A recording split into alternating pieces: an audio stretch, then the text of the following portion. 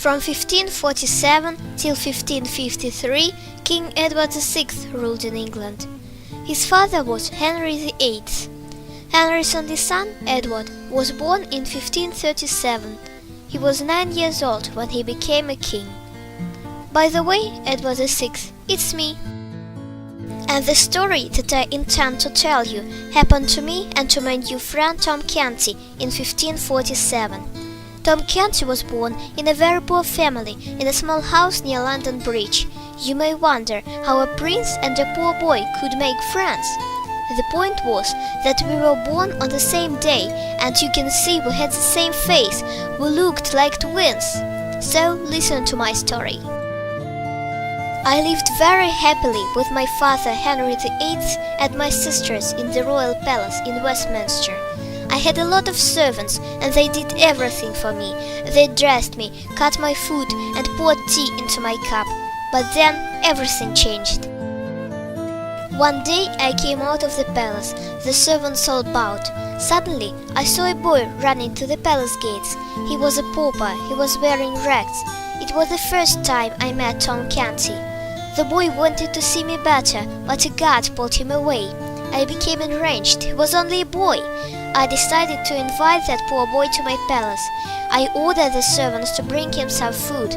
I was really interested in Tom. For the first time in my life, I could ask a pauper some questions. I wanted to know everything about his life.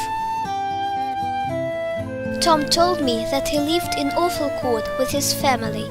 It seemed very strange to me that he had no servants. It was hard to realize how people could get dressed themselves. But I desired to try on Tom's clothes, to play with friends and to swim in the river, and Tom wanted to wear royal clothing, so we swapped garments. I saw a bruise on Tom's hand and decided to punish the guard who had hurt Tom, but I couldn't go out with the golden great seal, so I hid it in a suit of armor. If I only knew that it would save me later. Of course, the guard didn't believe that I was a prince. I was still wearing Tom's rags. He pushed me out of the palace, and my troubles began. Nobody believed that I was a prince, and nobody in the palace believed Tom that he was a pauper. Everybody thought that we were completely mad. Finally, Tom's father found me in the street and took me to Tom's house. Mrs. Canty was really a very kind woman. She was the only one who suspected that I wasn't her son. But Mr. Canty forced me to help him do his dirty tricks. Suddenly, I heard awful news. My father, the King of England, was dead. The people in the streets shouted, "Long live Edward, King of England!" But Edward was me. I had to become a king. I realized that Tom would be crowned instead of me. I was very sad that my father was dead, but I had to correct the error as soon as possible. I decided to go to the coronation and to tell everybody the truth. Westminster Abbey was full of people. Kings, queens, princes and princesses from all over Europe came to see the coronation. Suddenly the doors opened. I, wearing dirty old rags, walked in. "You mustn't put the crown of England on that boy's head," I shouted. "I am the true King of England." Nobody believed me.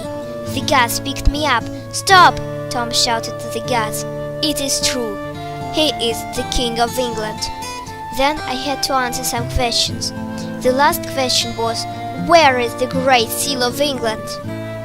Nobody except me knew about the secret place in the suit of armor where the seal was hidden.